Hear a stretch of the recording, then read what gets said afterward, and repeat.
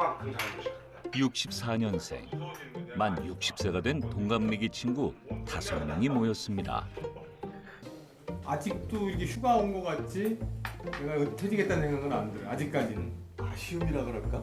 내가 여기서 정말 평생을 그 자리에서 그 건물에서 생활을 했는데 자, 오늘 이후에 각자 하는 일도 상황도 조금씩 다르지만 5분 모두 비슷한 고민을 갖고 있습니다. 그런 것 같아요. 베이비 부모 세대라고 그래서 뭐 우리가 뭐 타고난 것도 아니잖아요. 그 세대에 태어났을 뿐인데 우리 의지와 상관없이. 우리 같은 이 노땅들은 더 철저히 우리 보호해야 되면 왜 노땅? 우리 노땅 아니야? 그러면 사람은 앞으로 뭐로 해야 돼? 효도를 하는 마지막 세대이고 효도를 받지 못하는 첫 번째 세대일 거라고 얘기를 했어요. 일단 공통 부모는 나는 아직 일은 할 수 있다. 그렇죠. 그죠. 그렇죠. 나는 아직 노인은 아니다. 그렇죠. 예. 절대 공감. 신중년. 여기 누가 노인으로 보겠어? 이 탐 크루즈 같은 얼굴을.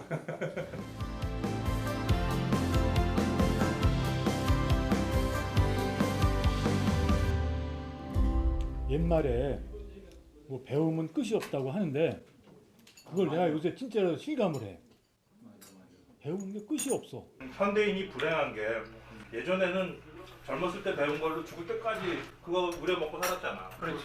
동네에서 무슨 일 생기면 전부 제일 나이 뭐하는 어르신한테 가가지고 여쭤보고 뭐 올해 이런 일이 생겼는데 어떻게 할까요? 그러면 시킨 대로 하면 됐는데 지금은 현대인들은 죽을 때까지 배워야 돼. 맞아.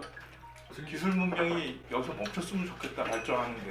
그런 생각. 없지만 하여튼 만 60세가 되면 정년퇴직을 하는 한국에서 앞으로 얼마나 더 일을 할 수 있을까 성토가 이어집니다.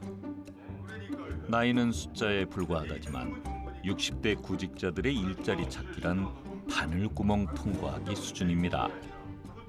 자기가 하고 싶은 걸 하는 게 최고의 이제 최고지. 근데 대형 면허, 전기, 청소년 지도사, 사회복지사, 1급 청소년 상담사, 소방안전관리자, 지금 이제 전기 유아소요. 10개까지만 따고 이제 그만 따야죠. 예전에는 리타이어 하고 나서 1, 20년 안에 다 죽었잖아. 그러니까 뭐 그렇게 노후가 크게 걱정 안 해도 돼. 그렇죠. 40년을 더 살아야 되는. 그럼 혹시 이 5분은 노후 준비가 어느 정도 되셨냐라고 여쭤보면 나는 전혀 안 돼 있는 상태고. 너가 안 돼 있어요? 저도 애들 둘이 아직 시집장가도 안 가서 아시겠지만 월급 급여 생활자가 그런 거 준비하는 게 참 쉽지 않습니다. 더구나 자녀들 뭐 교육 문제도 있고 교육비가 이런 많이 것들이 들어가지. 한 취업 플랫폼이 진행한 설문조사에서 정년 후에도 계속 일하고 싶다고 답한 사람은 87.3%. 10명 중 9명 꼴입니다. 일을 계속하려는 이유론 생계가 곤란할 것 같아서란 답변이 가장 많았죠. 우리나라의 경우에는 일단은 은퇴 이후에 다른 모든 것들을 블랙홀처럼 이렇게 흡수하는 게 바로 이 생계의 문제입니다. 그게 은퇴가 됐던 퇴직이 됐던 어떤 것이든지 간에 내가 선택할 수 있는 것이 되는 것이 이제 가장 중요한데 우리는 그런 선택지가 충분히 보장이 되지 못하는 거죠. 이런 생계의 문제 때문에. 많은 퇴직자들이 유일한 노후 대책으로 연금 소득을 꼽습니다. 공무원 최종욱 씨도 마찬가지입니다. 퇴직이 3개월 앞으로 다가왔지만 크게 걱정하지 않는다는 정욱 씨. 퇴직 후 정욱 씨는 아내와 함께 마다가스카르로 선교를 떠날 예정입니다. 멋있다. 그러면 두 분 연금으로 이제 네. 그곳에 가서 생활을 하셔야 된다 그죠? 네, 그렇죠. 그 계획상은 어떻게 좀 충분하신 건가요? 이제 제가 가려고 하는 그 나라가 이제 경제적으로 보면은 이제 국민 1인당 국민 소득이 한 500불 정도. 그러니까 우리나라 이제 한 4만 불 정도 치면은 거의 한 80배 정도 이렇게 경제적인 격차가 나는 나라이기 때문에 저희들이 가서 이제 생활하는 데는 사실 경제적인 문제는 전혀 없고요. 마다가스카르의 현지 물가를 감안하면 정욱 씨 부부의 연금 소득만으로도 넉넉한 생활이 가능합니다. 다행히 소득 절벽을 맞는 연금 공백기도 피했다는데요. 95년 12월 30일까지 이제 발령받은 사람하고 그 이후에 받은 사람하고 이게 차이가 나거든요.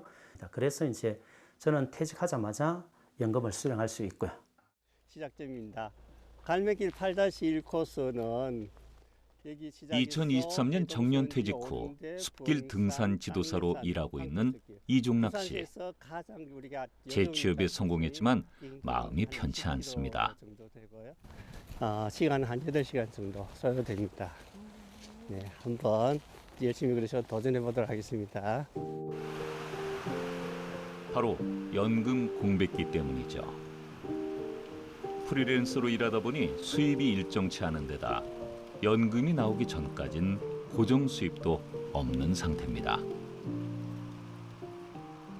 제가 이제 국민연금의 63세부터 받는데 퇴직하고 한 3년 정도 개입이 있으면은 저희가 수입이 없어가지고 그 3년을 어떻게 해야 될지가 고민이었고 지금도 마찬가지입니다. 그런 고민 중에 있고요. 더불어서 개인연금을 좀 많이 준비를 못했어요. 그게 지금 많이 아쉽기도 하고 내가 너무 인생 설계를 너무 소홀히 했구나 그렇게 지금 후회도 지금 하고는 있습니다. 63년생 종락 씨는 그나마 나은 처지입니다.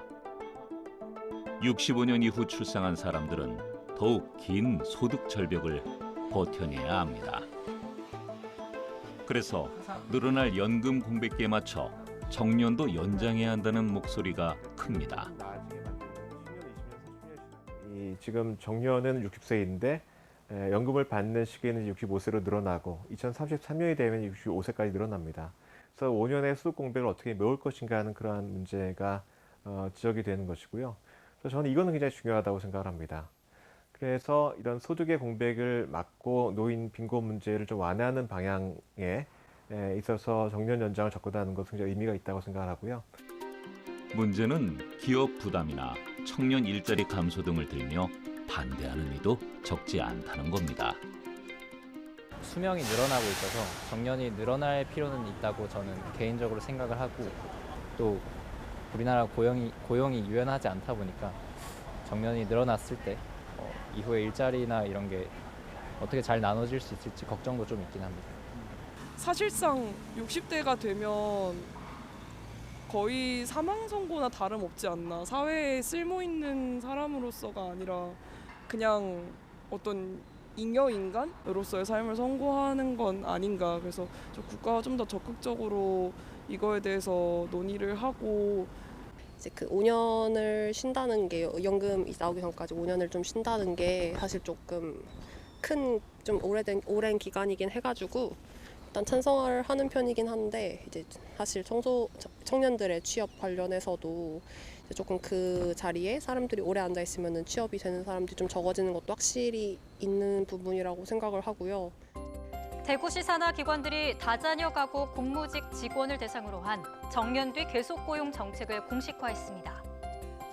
대구에서 시행하는 다자녀 가구 공무직 직원 계속 고용 정책은 사실상 전국 최초의 정년 연장 정책입니다. 대구시 공공시설관리공단에서 일하는 김봉환 씨를 만났습니다. 미세먼지 제거 차량을 운전했었는데 지금 이제 자문위원으로 나오고부터는 제가 배운 게 그거를 좀 밑에 이제 후배들한테 좀 풀어주고 같이 도와주고 그렇게 하고 있는 일을 하고 있습니다.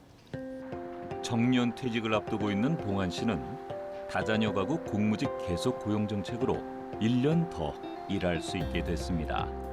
안 그래도 같이 고민을 많이 했거든요. 이제 곧 퇴직은 해야 되고 마땅한 또 직장도 뭐 구하려니 또 썩 마음에 드는 것도 없고 근데 마침 이제 이 정책이 딱 나오니까 집에 이제 식구도 잘 됐네. 요거 하면서 회사에 충성을 다해서 마치는 날까지 열심히 합시다. 이제 그렇게. 아버지 위신이 조금 더. 그렇죠. 이만큼 막 날개가 이제 빡 올라갔습니다. 봉환 씨는 까다로운 미세먼지 차량 관리와 운영을 맡고 있죠. 그만큼 일에 대한 자부심과 사명감도 큽니다.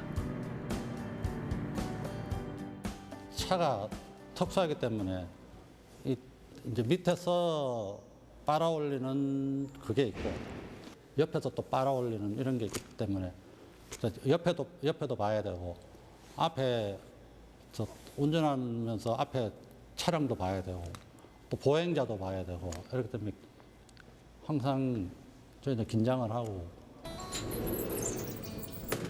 지금처럼 열심히 일하면서 든든한 가장 역할을 하고 싶다는 게 봉안 씨의 소박한 소망입니다. 저는 아직 일을 해야 됩니다. 그래도 적어도 몇 살까지는? 뭐 한 65은 넘겨야 되지 않겠습니까? 내가 아직까지 먹여 살릴 수 있는 자신이 있다. 대구시 공공시설관리공단에서 청원경찰로 일하는 김우태 씨 역시 이번에 재고용 계약을 맺었습니다.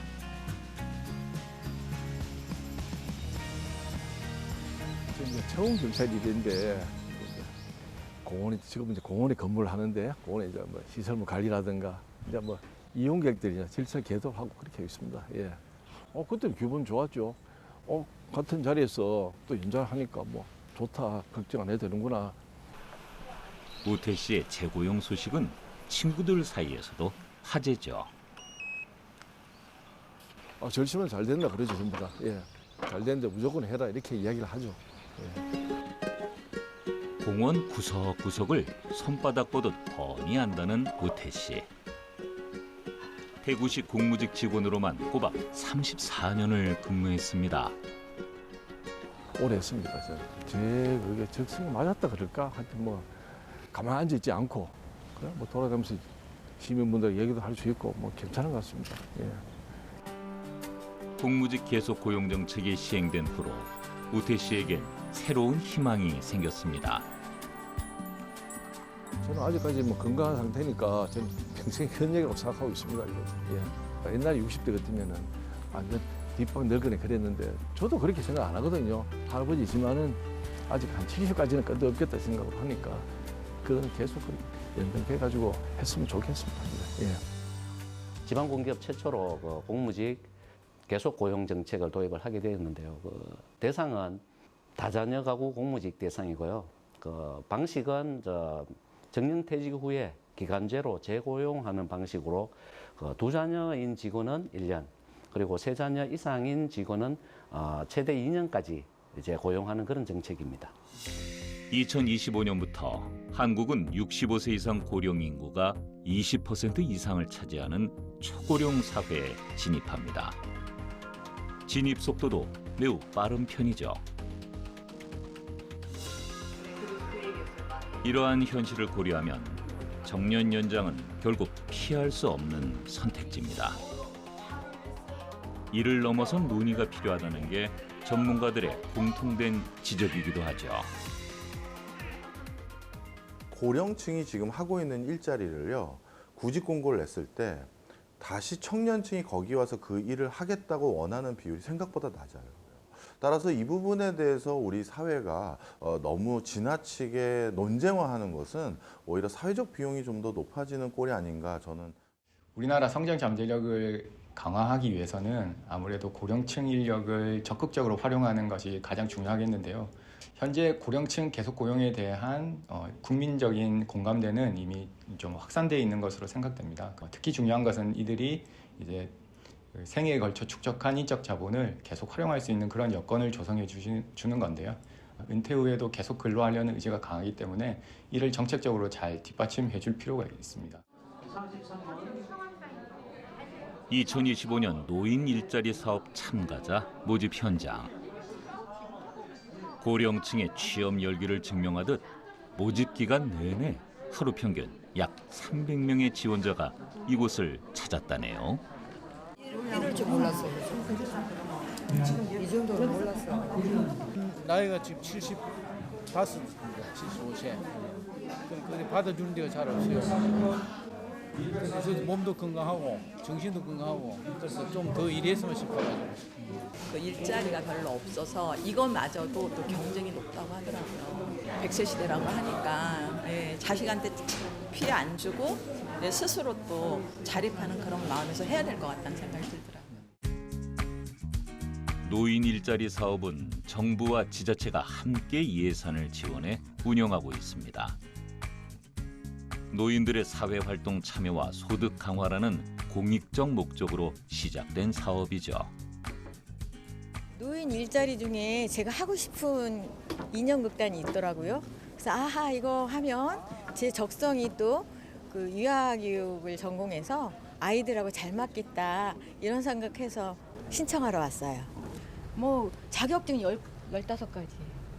심리상담, 치료사, 청소년 뭐 해서 한 20가지는 되는데 이거 오늘 여기에 필요한 서류만 가져오라 그래서 여기에 필요한 것만 갖고 왔어요. 일자리 사업이 2004년도에 처음 시작할 때는 2만 5천 개로 시작했습니다. 그게 지금 이제 103만 개가 됐으니까 사업량으로 보면 약 한 41배 정도가 확장이 됐죠. 예산으로만 보면 당시에 처음 시작할 때 213억 정도 됐는데 지금 국고 기준으로 2조 2,600억이니까 약간 95배 성장을 했죠. 우리가 보통 지금 그 노인 천만 시대를 지금 처음 들어섰거든요. 엄청난 준비를 하지 않고서는 이걸 대응할 수 있는 방법은 없습니다. 이분들의 활동할 수 있는 경로를 만들어주는 것이 결국에는 지역사회 문제뿐만 아니라 국가적인 문제를 해결할 수 있는 걸로 보는 거고요. 앞으로 이분들이 적극적인 그 사회적 자원으로서 활용될 수 있도록 하는 것이 굉장히 중요한 과제가 될 것입니다.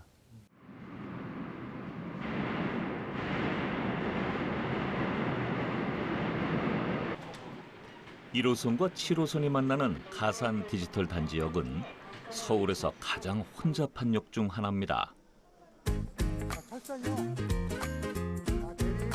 이곳에서 승강기와 에스컬레이터 안전점검, 승객 질서 유지 등의 업무를 맡고 있는 시니어 승강기 안전단. 이분들의 활약이 역내 안전사고 예방의 1등 공신으로 꼽힙니다. 시니어 승강기 안전단은 노인 일자리 사업이 자랑하는 대표적 우수 사례입니다. 해마다 지원자도 늘고 있습니다. 2024년 마지막 근무일을 맞은 이분들의 얼굴엔 아쉬움이 가득합니다. 아쉽죠. 좀 더 했으면 좋은데 뭐 시니어 클럽에서 딱 10개월 근무만 하니까 근무하고 내년에 또 곧 됐으면 그런 바람이 있고 우리 조원도 다 그런 바람도 있고 그러니까 승객하고 얘기할 때 또 특히 그 노약자들 또 그다음에 외국인들 그 서로 대화를 하면서 뭔지 다 소용해서 그런 거 인간관계를 많이 느껴요. 그것도 보람도 느끼고. 근데요 여기 와갖고요 재밌어요. 여기 일하는 자체가 아주 그냥 재밌어요. 우울증도 오고 그러는데 여기 나가갖고 좀 성격이 좀 밝아졌다고 여러 사람 접촉하고 그러니까 그게 좀 좋다고 딸은 이렇게 얘기하더라고요. 좌우지간에 이런 일자리 창출 많이 좀 나라에서 신경 좀 써줬으면 좋겠어요.